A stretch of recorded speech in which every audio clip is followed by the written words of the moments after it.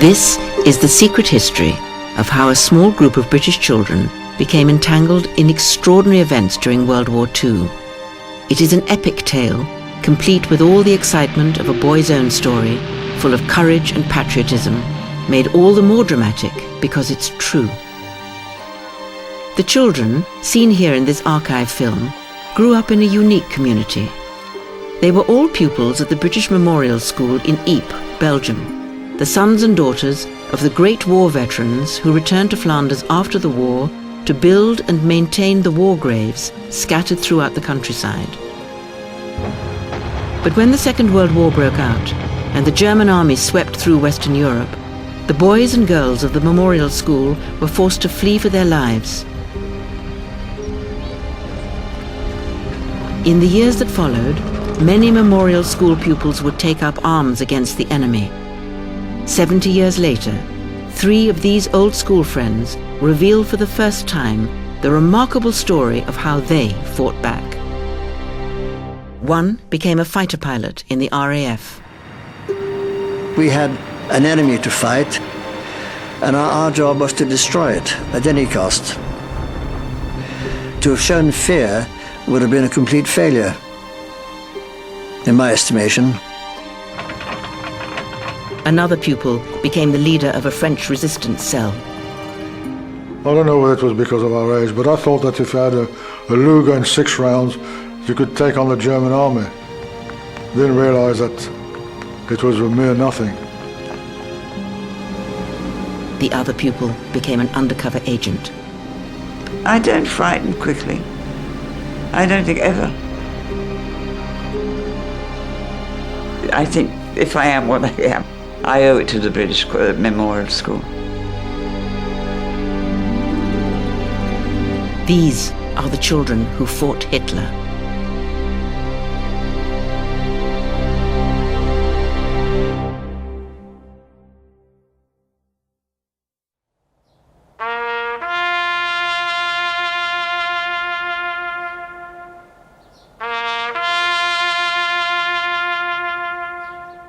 This is the Menin Gate in Ypres, Belgium.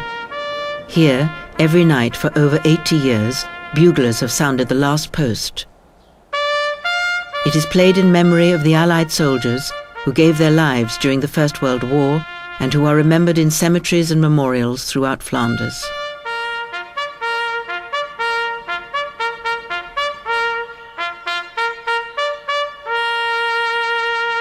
The only exception to this historic ritual came during the 4 years of German occupation which began in 1940.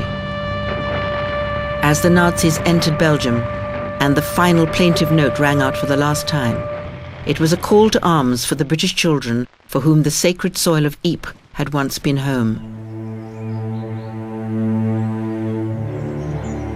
In their fight to regain their homeland, they would risk their lives and their innocence too.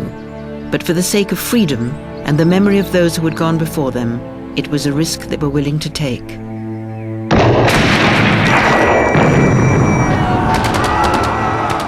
During the First World War, over 250,000 Allied servicemen died defending the ancient town of Ypres. In the heat of battle, their shattered bodies were buried in crudely marked graves or laid to rest in hastily constructed cemeteries close to casualty clearing stations. In places, rotting corpses and body parts remained on the battlefields and in the trenches long after the fighting had stopped. While the army cleared the battlefields of their bitter harvest, it fell to the newly formed Imperial War Graves Commission to transform the temporary resting places of the dead into permanent memorials. By the spring of 1919, a vast team of British ex-servicemen had been recruited as labourers and gardeners to begin the work of creating and maintaining the new cemeteries. Some of these men brought their wives with them, while others married local girls, and by 1927, the year the Menin Gate was opened, nearly 500 of Ypres residents were of British descent. Stephen Grady's father was one of the ex-soldiers employed by the War Graves Commission. He'd met and married his French girlfriend during the war, and they settled in France in the town of Ypres just across the border from Ypres. As a boy, the cemeteries became a place of great fascination for Stephen. I remember that my father used to take me to the cemetery with him sometimes on Thursdays, because in those days in France there was no school on Thursdays, and he should take me on his crossbar of his bike. I used to be interested in the cap badges, reading the inscriptions on the headstones, and the regiment. There were so many regiments in those days, so many regiments, and all these cap badges were all different and all exciting. The British Memorial School was built to ensure the children of the war graves gardeners were given a proper British education. Championed by the War Graves Commission, it was funded by old Etonians. Nearly 350 of Eton College's finest had been killed in the fight for Ypres, and what better way to preserve their memory than to help fund a lasting memorial built in their honour. Indeed, when it opened in 1929, the school was initially known as the Eaton Memorial School. Prior to the creation of the Memorial School, the children of the gardeners were taught at the nearest French or Belgian village school, where British history was not normally part of the curriculum. Lessons were taught in Flemish or French, and for many British children, English became their second language. If parents wanted their children to have a British education, they had little option but to send their offspring back home. That's just what happened to Stephen Grady. Until he was 13, he was educated at a French school. Then his parents sent him to England. I went to school in St. George's School in Ramsgate for a year, and although I could speak English when I went there, I couldn't read or write. And in that 1 year, I really became British in that 1 year. This newfound sense of national identity remained with Stephen when he went back to school in France. You know, being a kid, I was different to the others, really. I think that's what mattered. I was British, I was very proud to be British, I was very patriotic, and I was surrounded by French. And I felt, I don't know, I wouldn't say superior, but I felt different and extremely proud of being British. In 1938, Stephen started at the Memorial School. It was a natural home for such a patriotic boy. Indeed, it was this level of national pride that the Commission hoped to instill in all the children of their employees. After all, Ypres had become a sacred site, and upholding British values and traditions amongst the British colony went hand in hand with preserving the memory of the dead.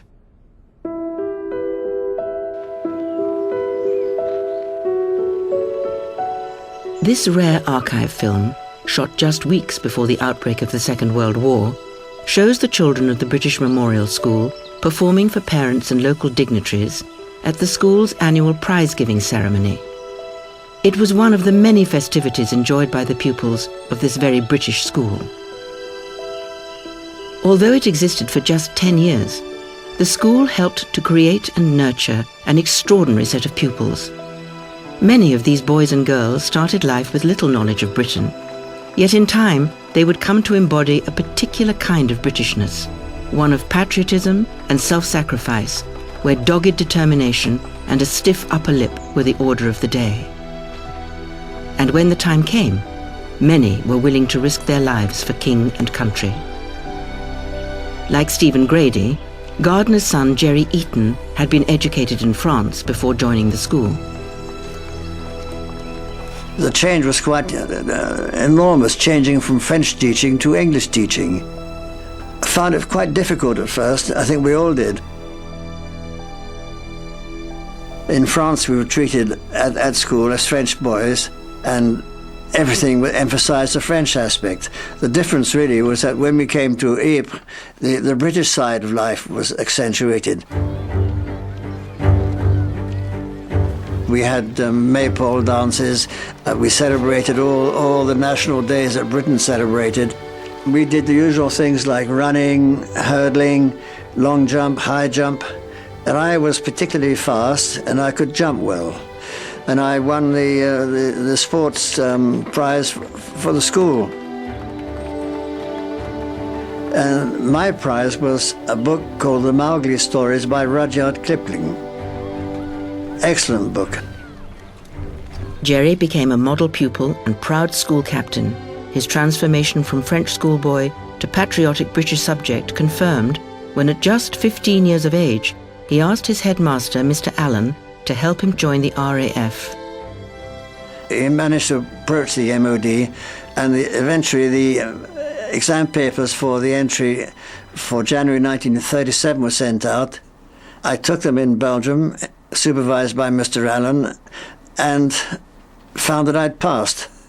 And that's how I became a young airman in January 1937.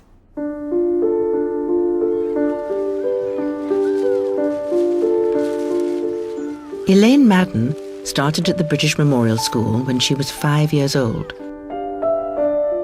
Up until then, she'd lived a lonely existence. Though loving, her Belgian mother was always busy in the family hotel, where her father propped up the bar when he wasn't working for the commission. The school, shown here again in this film, provided her with the friendship and affection she craved. I loved every year, every day, every minute I spent in that school. I had friends, and the teachers were absolutely fabulous, and if anything was wrong with you, they'd help you. I mean, they would say, "Is something wrong? Don't you feel well?" They would help you. They were all very helpful. They were all very nice. And I'd never been as happy as when I was in school. But that happiness wasn't to last. When Elaine was 10 years old, her mother died after suffering a miscarriage. Abandoned by her father, she was sent to live with her Belgian grandparents in the nearby town of Poppering. She was devastated when they took her away from the friends and teachers she loved and sent her to a boarding convent run by Catholic nuns. You had to get up every morning at 6 o'clock and go to Mass. And then they had an awful-looking uniform. You had dresses right down to your ankles and black stockings. And I hated it. I hated having to learn my lessons in French because, I mean, everything I'd done up to then for 5 years had been in English. I couldn't write French properly, and I didn't know anything about what their lessons were all about. I'd been punished a lot in that school. I was put in a corner with a thing on my head that looked like a dummy, and I couldn't do anything right, and I didn't want to do anything right. So eventually I got an idea in my head, and I thought, well, I know what I'll do. And I got a pair of scissors, and I cut my dress to knee length. And I cut my black woolen stockings to ankle socks. And there I came. And it was a tremendous outcry from the nuns, and they were shouting and screaming at me. And I was not allowed to go back to that school anymore. Elaine's act of rebellion had the desired outcome. She left the convent and returned to her beloved memorial school. Back amongst her friends, she flourished and before long became a school prefect. Her confidence and independent streak set to shape the rest of her life. The outbreak of war in September 1939 had little effect on the majority of the children of the memorial school, although the handful who lived across the French border, like Stephen Grady, were no longer able to travel into neutral Belgium and were forced to leave. The Commission urged the gardeners to send their dependents back to England, although the men themselves were expected to remain in their posts. But most families stayed together in Ypres. It was, after all, the town they'd called home for over 20 years, and they were unwilling to be separated at this uncertain time. In March 1940, the children were photographed for a magazine article on the British colony. As they posed in the school playground, they could have no idea what fate had in store for them. But just weeks after these photos were published, the memorial school closed its doors for the last time, and they were fleeing for their lives.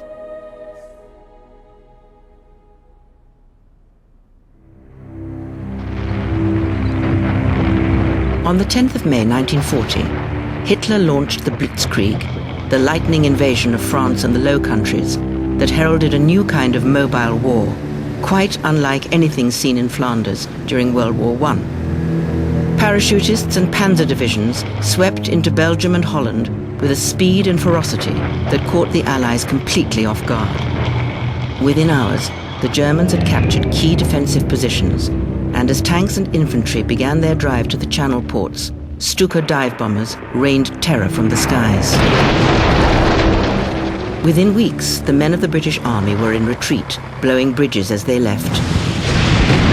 They joined the thousands of desperate refugees fleeing the seemingly unstoppable German army in a race to the coast. As France and Belgium burned, the War Graves Commission finally decided the time had come to evacuate the gardeners and their families back to England.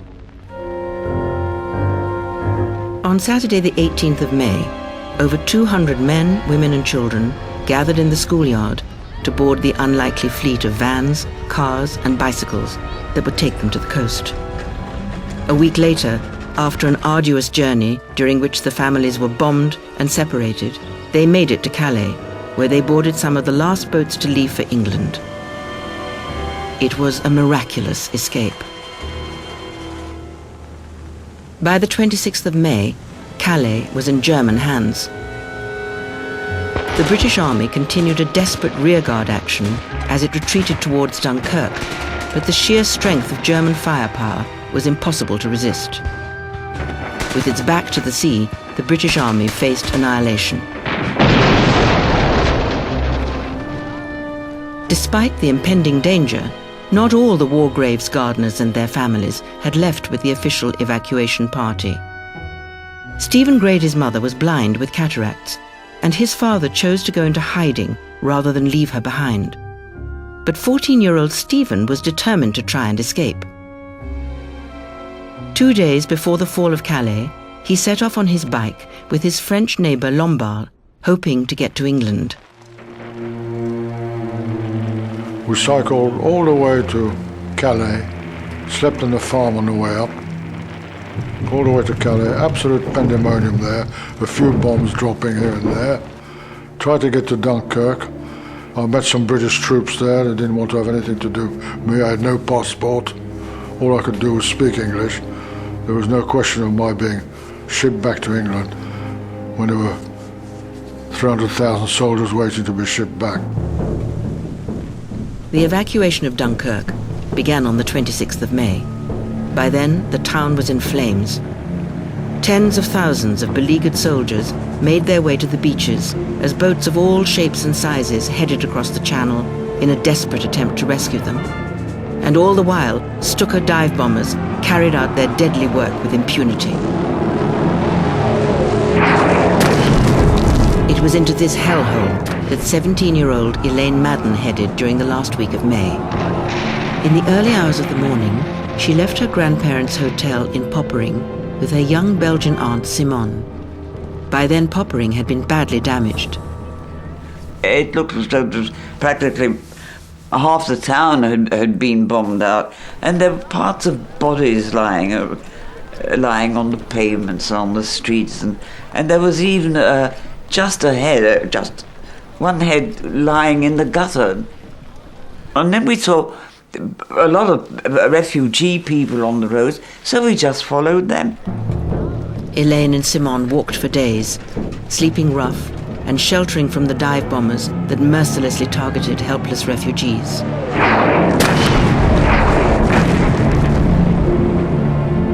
By now the Germans were everywhere. The girls spotted some crossing an adjacent field and ran as fast as they could to get away. With their chances of escape diminishing by the hour, the girls came across a convoy of British lorries heading for the coast. When Elaine showed her British papers, one of the older soldiers took pity on them and helped them on board. They didn't have a moment to lose. And he said, "But I've got a daughter your age. We can't leave you here, but you know we can't take civilians on aboard. But I can't leave you here. I mean, you are British. I mean, I have to take you." And when we got on the lorry, he said, as we're not allowed to take civilians, so put these helmets on, put your hair up, and put these helmets on. And they gave us each a great coat to put on. and said, well, you just sit there, don't move, don't show your faces, just let us get ahead. And we eventually got to Dunkirk. By the time Elaine arrived in Dunkirk, Stephen Grady and his friend Lombard had already left. In the chaos of the burning town, they'd been unable to find anyone willing to help them to get to England, so had little option but to return home. Yet for two inquisitive teenage boys, it wasn't all bad news. As they headed back, they cycled past the vehicles and equipment abandoned by the British Army during its retreat. The troops had dropped everything on the way. There was just anything you imagine laying about. Rifles, grenades, tanks, armored cars, telephones. We started collecting rifles.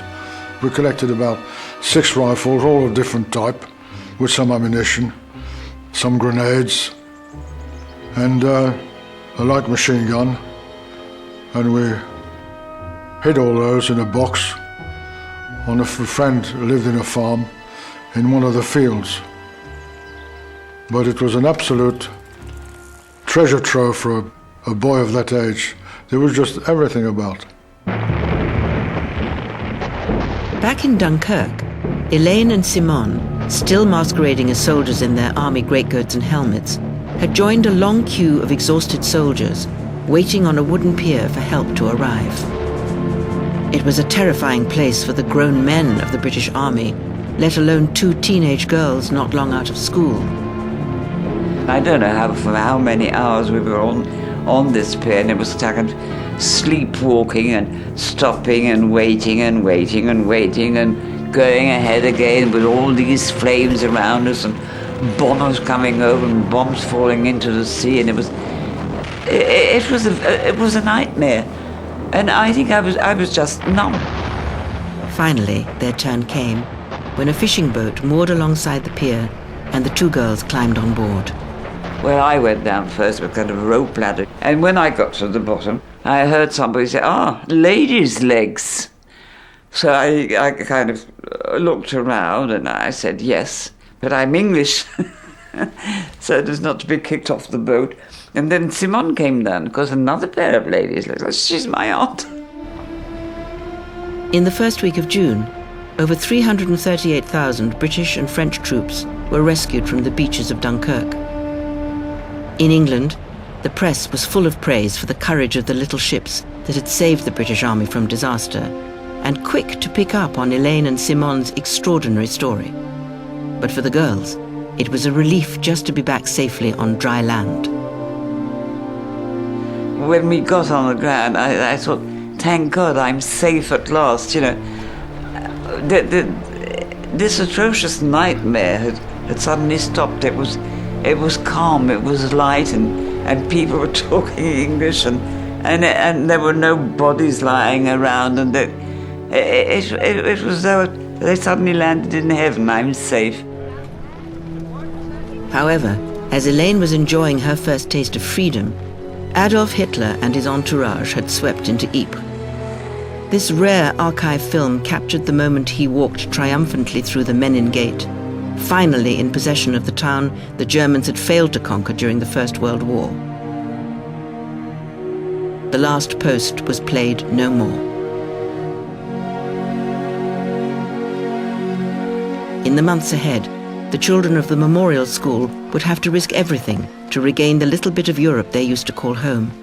But the time had come for them to fight back.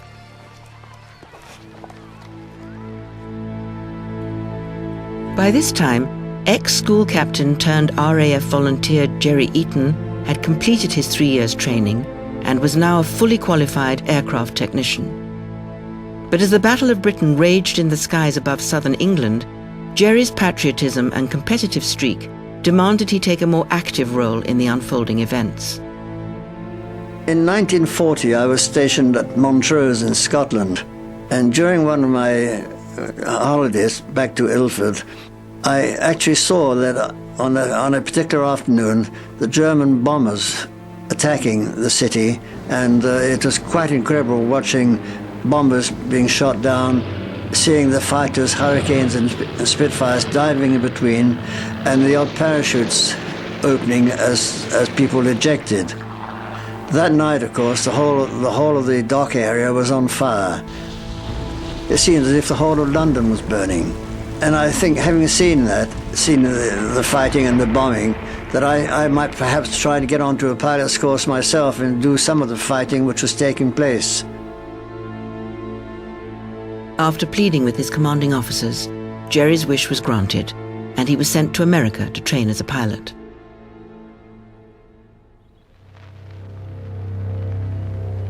While Jerry was learning to fly planes, on the other side of the channel, 15-year-old Stephen Grady and his friend Lombard were beginning a prison sentence, meted out after the pair were caught stealing parts from the wreckage of a German plane and writing anti-German graffiti on its fuselage. Like many of those suspected of minor offences, they were interrogated before being imprisoned. Stephen was terrified that the Germans would search their homes, as not only was his father in hiding, but the arms cache they'd found on their return from Dunkirk was hidden on Lombard's farm, and if the arms were discovered, the consequences could have been disastrous. It was a terrible place, this prison. Terrible place. A lot of people were shot there. If your sentence was anything to do with arms, death sentence. No problem. You were shot. You couldn't do anything. You couldn't sing, you couldn't whistle, you couldn't shout, you couldn't talk loud.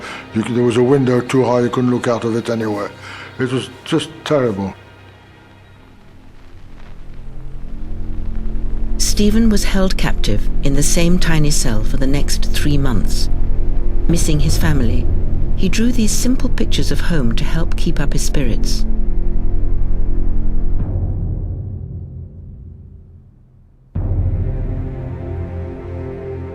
It was only after the mayor of Ypres made a desperate plea for clemency that Stephen and Lombard were finally released, but not without a warning from their captors. There was a German officer there who called us in, and he said, "I'll give you a very severe warning." He said, "Leave the Germans alone," he said, "because he said, next time if you do anything, it'll be very, very serious," he said. I didn't listen to that, I don't think, not for long. This wasn't the only major influence the mayor had on Stephen's life during the war. As well as providing Stephen's father with false identity papers, he also gave Stephen the job of gardener in the 3 British cemeteries in the commune of Ypres, the small income helping to keep his family afloat during the occupation. But more dramatically, he also recruited Stephen into the resistance. And Stephen wasn't the only memorial school pupil to be recruited into the undercover world of clandestine operations. Elaine Madden was working in an office in London when she received her call-up papers for the Auxiliary Territorial Service, the women's branch of the British Army.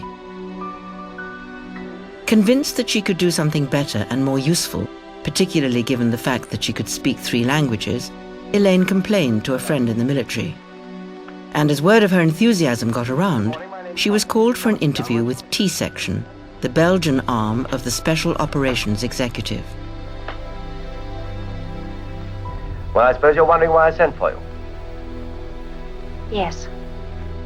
The SOE was set up in 1940 to carry out sabotage and subversion behind enemy lines.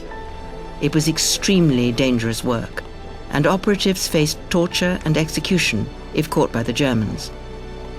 Not that Elaine knew at this stage exactly what she was letting herself in for. She was sent on a series of training courses and assessments designed to test both her physical and mental endurance to the limit.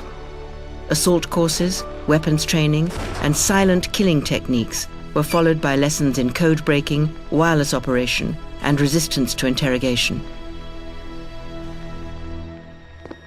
In one humiliating exercise, Elaine was woken in the early hours of the morning by one of her trainers dressed as a German officer.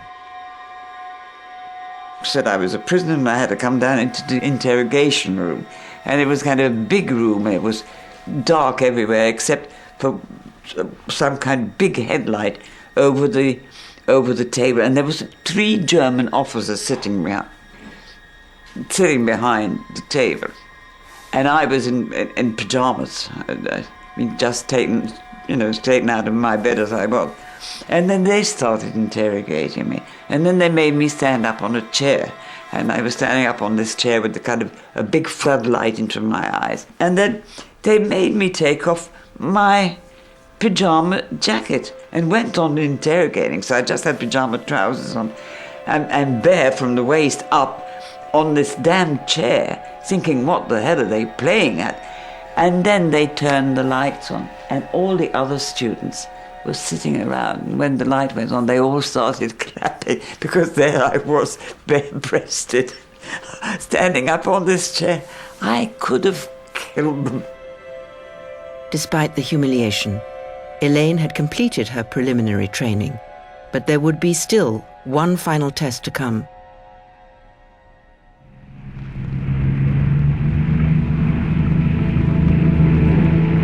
Jerry Eaton was by now a fully qualified pilot. Posted to 4 Squadron, he began flying tactical reconnaissance missions in the new Mustang 1. Once the fastest boy in school, the ex-school captain was now one of the fastest in the sky. Mustang is a heavily armed single-seater fighter and very fast. How fast? Well, Spitfires couldn't catch it, we're told. Anyway, it's the fastest Army cooperation aircraft in the world. Our main role was to do photographic surveys of the coastline from the top of the Dutch islands right through to Brittany. And this was done at very, very low level, as low as you could make it, with the camera pointing straight out level. You had to get fairly close to the coast, and of course there was sometimes quite a fair bit of flag. And then you faced a tremendous risk of being hit. One never thinks an accident or being shot down can happen to oneself. It's always the other chap who's going to buy it, to put it plainly. And that is a firm belief that keeps most people going. Even so, Jerry was not immune to the very real danger he faced every time he climbed into the cockpit. During one mission over the Hook of Holland, he was lucky to escape with his life. It was a light ground fire and mostly tracer. And I saw this bright light coming straight towards my cockpit, and this had caused me to duck, because I felt sure I was going to be hit by this. Had it hit me, it would have hit the airplane head on. But it obviously missed. Thank goodness. Several weeks after completing her preliminary training, Elaine Madden was called back to T-section. It was only then that she found out for the first time just what was expected of her. Come and sit down, won't you? Thank you.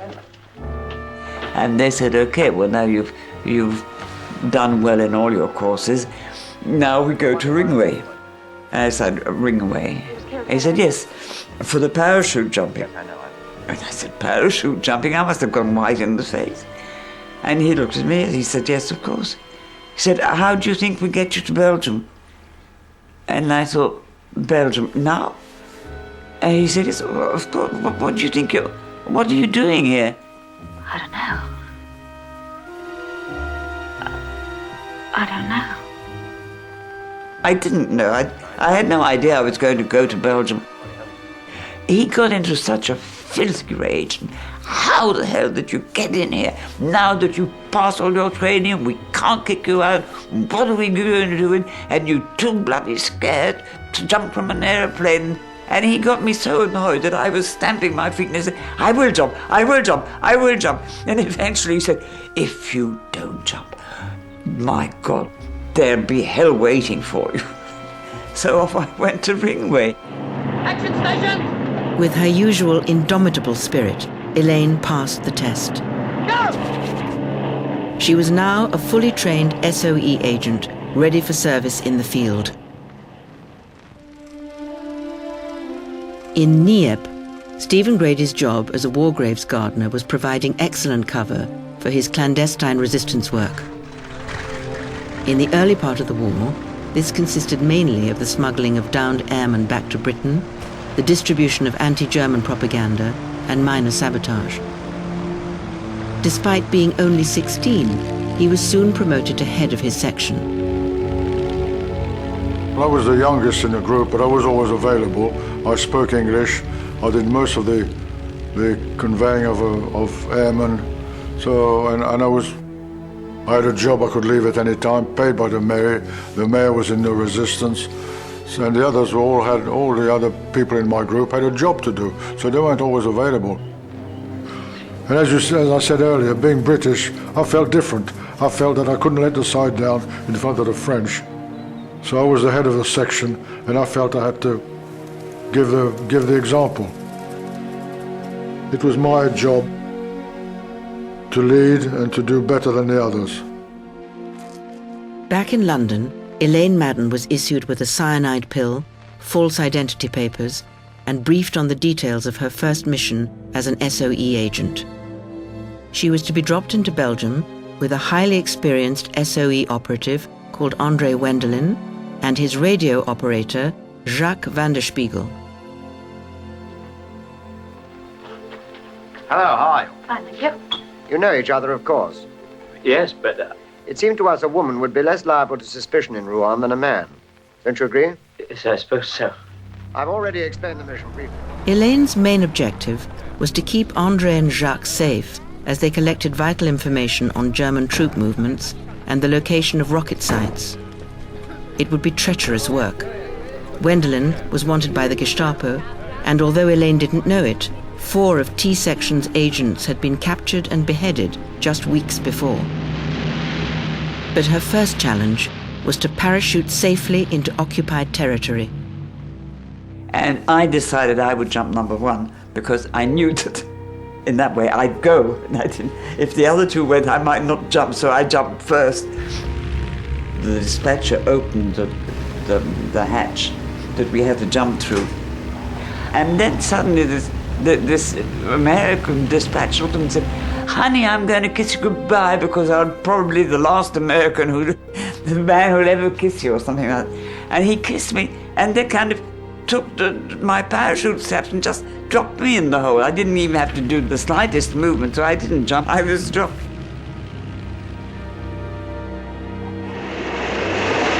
After landing safely in Belgium, the team made their way independently to Brussels, where Elaine was to act as a courier, carrying the radio transmitter for Jacques, and liaising with the resistance to find safe houses from where he could send his messages.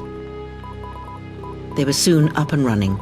Wendelin bribed a German guard at a V-2 rocket site, and Jacques began passing the vital intelligence back to Britain. All the while, Elaine had to remain extremely vigilant.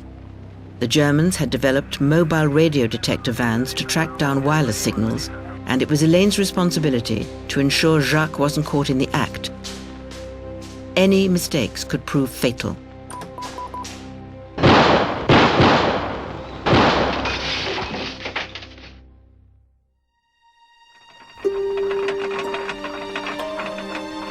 While Elaine and her team were gathering and passing on vital information, other operatives within the SOE were helping to arm and organize French resistance groups.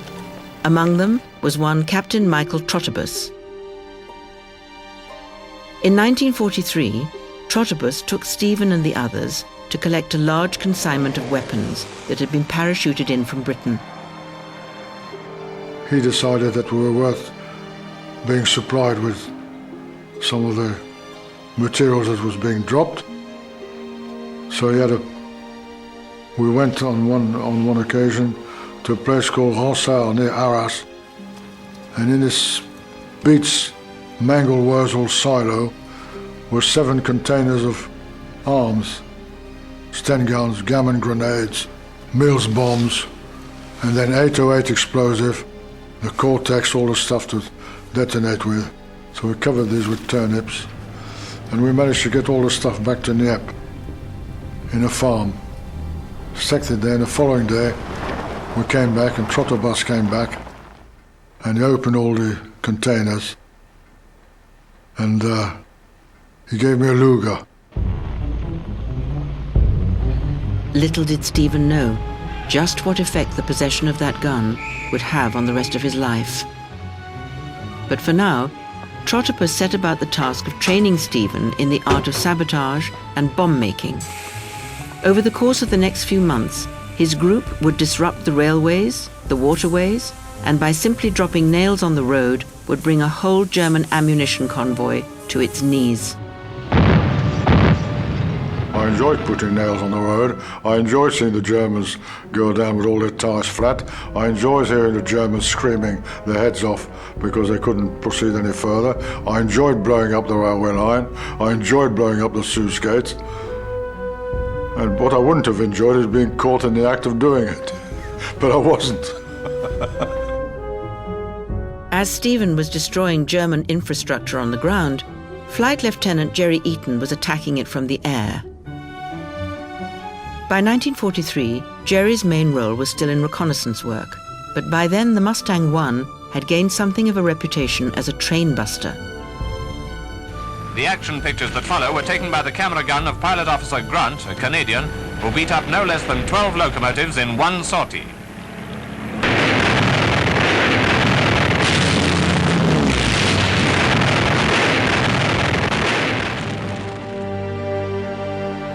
Towards the end of Jerry's attachment to 4 Squadron, his camera gun captured an all-too-brief glimpse of an attack on a train. The grainy image of a locomotive travelling diagonally from right to left, just discernible when the film is slowed down. There's a tremendous amount of excitement about going out on sortie and destroying some part of the enemy structure. But I think it was a sense of duty more than anything else. We had an enemy to fight, and our job was to destroy it at any cost. But in the Mustang, these kinds of missions came all too infrequently for Jerry. Still determined to do more for the war effort, he put in a request to fly the new rocket-firing Typhoon. 7 days later, I was down at Tangmere joining 257 Squadron. I didn't realize, of course, at the time, that the reason why I'd been moved so quickly was because the losses on Typhoons were fairly high, and they were anxious to get any pilot who cared to fly them. Losses were also high in the SOE, but Elaine Madden was living something of a charmed life as she carried out her duties undercover. More than once, it was only her calm exterior and quick-wittedness that saved her life. On one occasion, Elaine was working out of town when she got an urgent message from André asking her to bring the wireless equipment to Brussels without delay. As the local railway line had been destroyed by the resistance, the only alternative was to go by road, and the only offer of a lift came from a German officer who was staying at Elaine's hotel. In the circumstances, she couldn't refuse. Mademoiselle, I insist that you allow me to help you. Very well, monsieur. Thank you. Right, this way. And then he carried my suitcase, which was rather heavy because they had a radio transmitter. And he kind of looked at me and said, it's heavy. He spoke French reasonably well. And I said, yes, meat, ham, butter. He said, black market. I said, no, for the family. Everybody was smuggling food stuff. With the radio transmitter in the back of the car, Elaine and the German officer set off for Brussels. The journey passed without incident until they arrived in the city. Suddenly realizing it would be far too dangerous to go to André's apartment, Elaine had to think on her feet and gave the officer a false address. Thank God I'd remember the name of the street which was close to the apartment. And he dropped me off at the address I had given him. Got the driver to take out my suitcase and put it next to the door, and I stood next to the door and kind of... and he kept saying, doing this and this. And he seemed to be waiting for me to go into the house. Well, I didn't know whose house it was. I didn't have the slightest idea. And so I kind of tried, pretended I was opening the door and kind of going, big smile and bye-bye. And then, thank God, he drove off. When I told André I'd been driven back by in a car with a German officer and a chauffeur, he laughed his head off. He thought it was very funny. Across the French border, Stephen Grady was about to have his own encounter with the enemy. In April 1944, he was given instructions to kill a German officer who had threatened to expose the resistance group in a neighbouring village. Armed with the Luger Trotterbus had given him, Stephen cycled to the bar where the officer was known to drink. Well, I had my Luger in my pocket with a magazine full and the safety catch off. I walked in there. I asked for a beer. She served me a small glass of beer. And I said, "Is Mr. Hans here?" She said, "What do you want him for?" I said, "I'm looking for a job on the coast." So she went in the kitchen. Out she came with this chap who was in his shirt sleeves. So he just said, "What do you want?" So I just pulled my pistol out and shot him through the stomach, right through the middle. So I rushed out. The chain kept falling off my bike. I was an absolute fool to take a risk like that. After that, there was a big fuss. Germans turned up the following day with dogs and apparently a big inquiry. I was told to go into hiding in case somebody had recognized me, because if I'd been arrested, they were afraid that I'd talk and give other people's names away. So anyway, I spent 3 weeks in a little wood in a chicken house. Cold, not knowing what was happening. There with my Luger with a couple of rounds left, waiting to take on the German patrol. The funny thing was that, I don't know whether it was because of our age, but I thought that if you had a Luger and 6 rounds, you could take on the German army. Didn't realize that it was a mere nothing. Although he smiles about it, Stephen was troubled by the killing, particularly as the German officer hadn't been able to defend himself. I didn't like shooting a man like that, point blank. I don't think it was cricket, if you know what I mean. I felt bad about it. But that's it. I was asked to do it. I went and did it. Less than a month after he emerged from hiding, the Allies invaded Europe.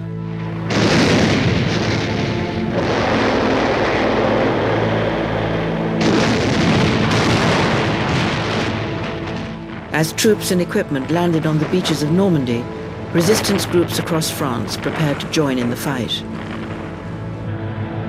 Meanwhile, in the skies above Normandy, Flight Lieutenant Jerry Eaton was in the cockpit of his Typhoon, flying into battle.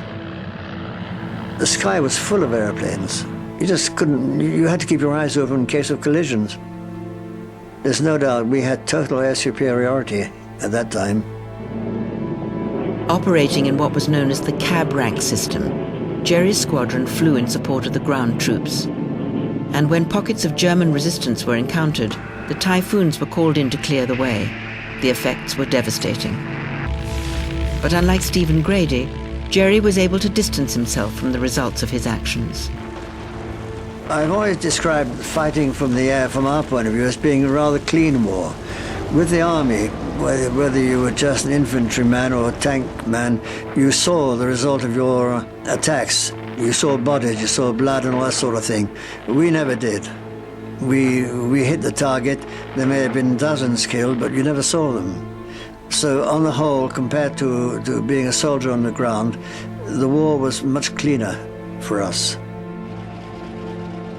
As the Allies fought their way through Normandy, Stephen Grady's resistance group continued with their sabotage operations behind enemy lines, but they were desperate to take up arms against the Germans.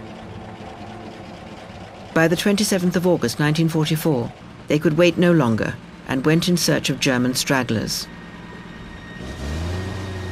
They were helped by an American airman called Conrad Kirsch, seen here on the right with Stephen. He'd been sheltered by the group since he bailed out of his flying fortress a few months earlier. After capturing a handful of German prisoners, Stephen, Kirsch and the others took up position on a bridge just outside of Ypres.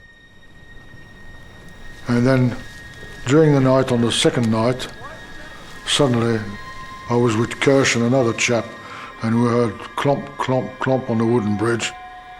Germans coming, so we didn't know how many there were. But Kershaw spoke fluent German. He said, "You're surrounded, drop your arms, give yourselves up." And they did. Couldn't believe it. There were 75 Germans we took them, and young ones at that. So we had a hell of a lot of arms. 75 prisoners in one go. When they saw there was about 5 or 6 of them, they went bloody mad. By early September, the group had captured 130 German prisoners, their weapons confiscated. They were lined up in a children's playground in Ypres, where this photograph was taken. But this early success did come at a price. We started off the fighting, there's about 20 of us, say, when we started off. Of course, we started taking all these German prisoners, rifles everywhere. People would come, "Hey, give me a rifle, I'll come and join you." In no time at all, we'd grown up to 60. But there was no military instruction, no nothing. Everybody saw shot wherever they thought, and there was no discipline. It was a rabble. We did some damage, but we were really a rabble. Within hours, this expanded group was attacked by a unit of over 200 SS troops, and 40 resistance fighters and civilian volunteers were killed.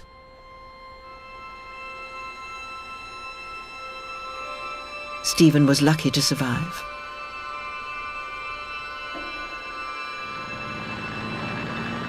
By the 6th of September, the first British soldiers had arrived in Ypres, and the Germans were soon driven back. In this photograph, taken on the day the British arrived, members of the resistance pose with their liberators. And at the back, wearing a hat, is Stephen's father, finally able to come out of hiding after 4 years of German occupation.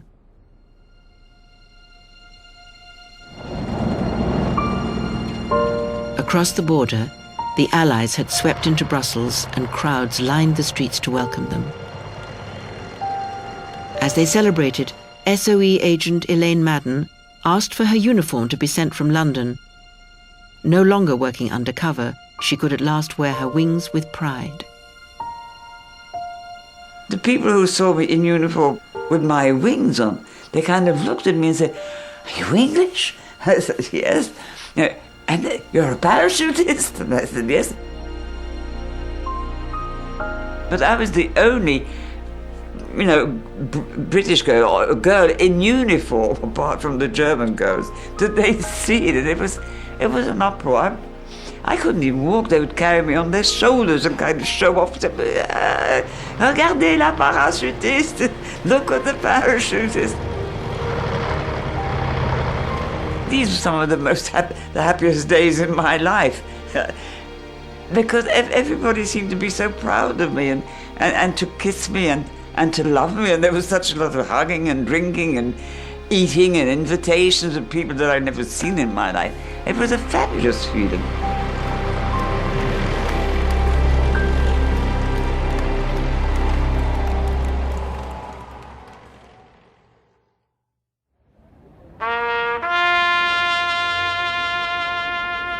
It is due to the courage and sacrifice of those who fought in the Second World War that the last post has been played at the Menin Gate every night since 1945. Throughout the Flanders countryside, the cemeteries built and maintained by the Imperial, now Commonwealth, War Graves Commission remain as magnificent today as they did when they were first created. Each year, 250,000 visitors make the journey to the war graves and memorials, whether in search of the resting place of lost relatives or simply to pay their respects to the unknown soldiers who gave their lives for their country.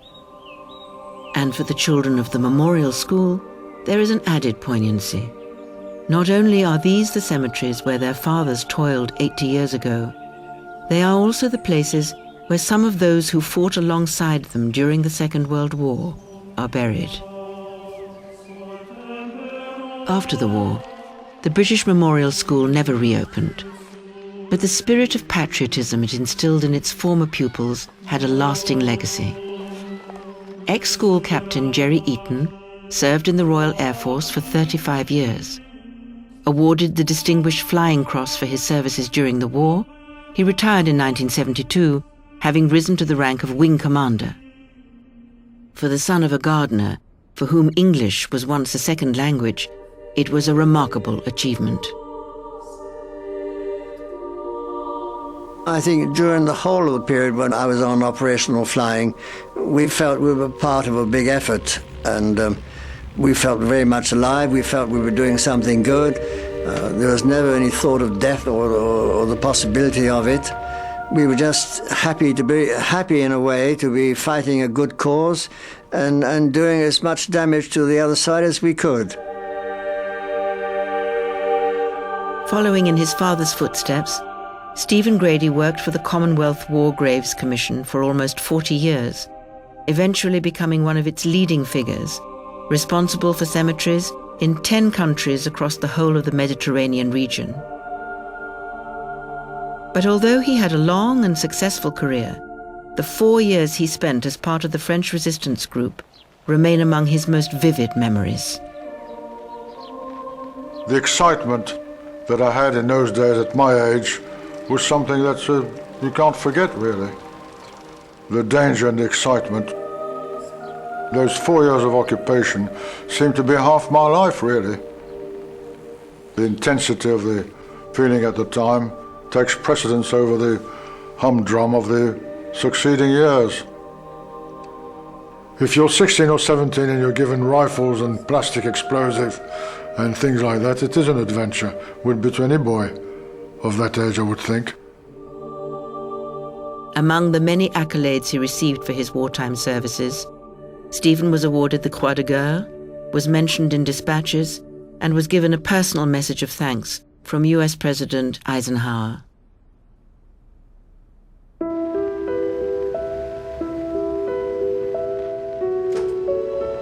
After leaving the SOE, ex-school prefect Elaine Madden was sent into Germany to help liberate the concentration camps. Like Stephen Grady, she was also awarded the Croix de Guerre and was mentioned in dispatches in recognition of her wartime achievements. During the war, she was one of only 2 women to be parachuted into Belgium.